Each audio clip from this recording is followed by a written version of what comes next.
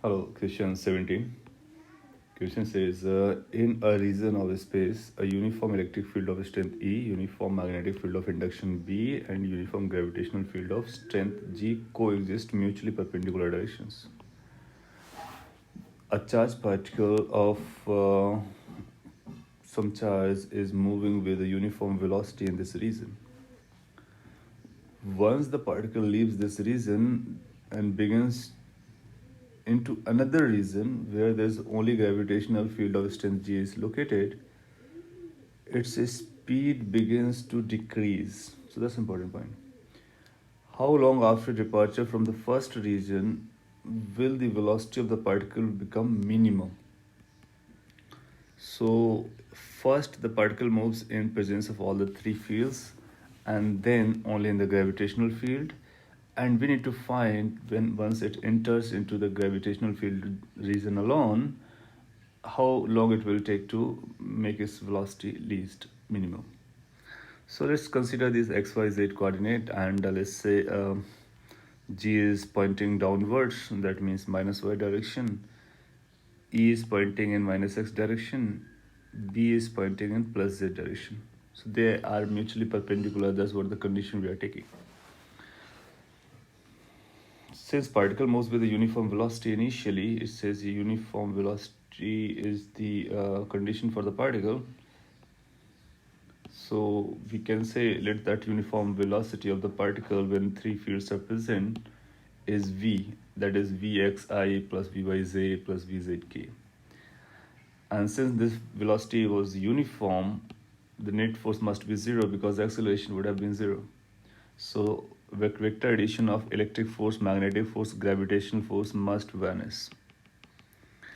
Now, electric force we know it's a QE, magnetic force we know it's a QV cross B, and gravitational force is mg. As a vector we are writing them and putting it to zero. Now using I cap, j cap, k cap as per the directions chosen on this figure, this will become minus QE, and V is going to be written as Vxi plus Vyz plus Vzk, and magnetic field is Bk cap, so it's a k cap cross product. G is minus z direction, so it's like this. When we do this cross product and simplify, then you'll find it's going to be like this: minus QE I cap, the term remains the same, and in cross product QV was outside, and inside you are going to get as a minus Vx j cap, because this and this when going to cross multiply I cross k, so I cross k will become minus j. Then this j and k will be crossed together to make it I, and k cross k will become 0. So cross product you must be knowing. And then lastly this minus mg j cap, this must be equal to 0. So this is a vector equation. We can take I components together.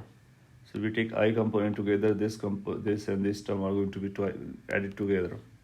So it's going to look minus QE plus QB Vy. Similarly, we can take the j cap component together. So from here you will find this minus QB Vx, and there's going to be minus mg. So we can take this minus outside. So QB Vx plus mg j cap, this is equal to 0. 0 is basically 0I plus 0j. So you say I coefficient must be 0, j coefficient must be 0. When we make this 0, we will be finding By. Vy is going to be equal to E by B. When we put this to 0, then you'll find Vx is going to be minus mg upon qv. This minus sign is for the direction, and this is the magnitude of the velocity in the x direction. This is the magnitude of velocity in the y direction. The magnitude of velocity in the z direction is not able to calculate from here. So Vz is, let's say Vz, that's unknown yet. Now, when this particle enters into the gravitational field region, it will have this velocity in y direction, this velocity in x direction, and Vz velocity in z direction. Since in this new field, there's a new region, there's only one field acting in the z direction. So the component of velocity in x direction or z direction will remain unaffected. only the component of velocity of the y direction will change. Now this velocity component of y direction has to be in the positive direction. So Vy is positive. That's what required because the question says speed begins to decrease. So since two components remain constant, this third component or Vy component should decrease in order to make sure that the speed is decreasing. And this decrease will be occurring only if this is against the gravity. So here it's coming as a positive. Now we know speed is going to be given by under root Vx square plus Vy square plus Vz square at any instant of time, and we want it to be lower, so it will be least if in fact, so it will be least only if this Vy component becomes 0. So basically it's going to be like that.